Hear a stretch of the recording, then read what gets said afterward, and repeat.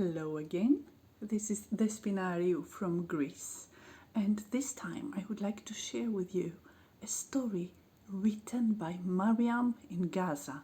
Mariam is 10 years old, just like my daughter, so this story comes from her. Sally was very excited. That day they were going to the petting zoo with her parents. She just couldn't wait until she got there, and the minute the car stopped, she opened up the door and jumped out. "Wait for us," her father called.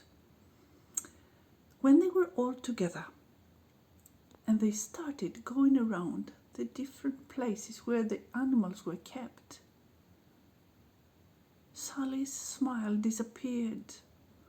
All she could see were rabbits and horses and dogs. She had waited for something more exciting. This was boring. "Let's go home," she told her parents. "No way," said her father. "We've come here to pet the animals, and this is what we'll do." Now, Mariam's story says that this is the end, but I would like to tell you what happened next.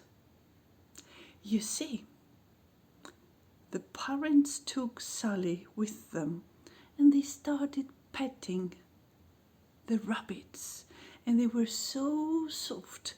And Sally, who didn't know, tried to grab one by the ears and lift it from the ground. "No," the pet keeper told her. "This is not how we treat bunnies and hares and rabbits. You need to be gentle. You need to be soft. They do not like being lifted from the ground. You must pet them where they are. And if you pet them on the brow, they will just stay there, that quiet. They love it." So this is what Sally did. She learned how to pet the rabbits. And then they moved on, because in the next stall there were horses. And Miriam, she had an apple with it. Not Miriam, Sally. She had an apple with her in her bag, and she took out the apple and she offered it in her open palm to the horse to eat. But you know, horses, they love apples. So that horse was really into apples, and he just put his large mouth on Sally's hand and started crunching the apple, and soon her palm was full of saliva and pieces of apple. "No," said the horse carrier. She said, "Sally, if you want to give an apple to the horses, you must cut it first. You cut it in 4 parts, and then you offer it to them so you don't get all dirty." Well, at least once she had cleaned her hand, the horse did allow her to pet him on the head.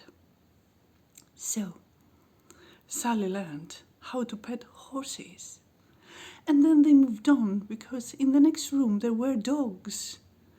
And there, before Sally did anything too hasty, the carer told them that if you see a dog with his ears flopping down and his tail between its legs, it's best not to approach it. They will not be very friendly.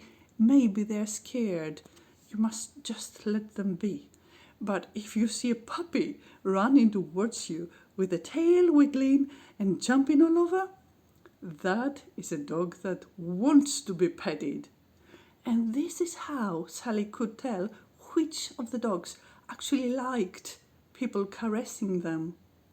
And she learned how to pet dogs. And this experience, how to pet different animals, was really, really important for Sally later on in life, because from that visit to the petting zoo, she learned not only how to pet animals, but also how to treat people in a kind, gentle way. And that was a lesson well learned. Thank you very much, Mariam, for your story. It was lovely. You be safe now. Big kiss from Greece.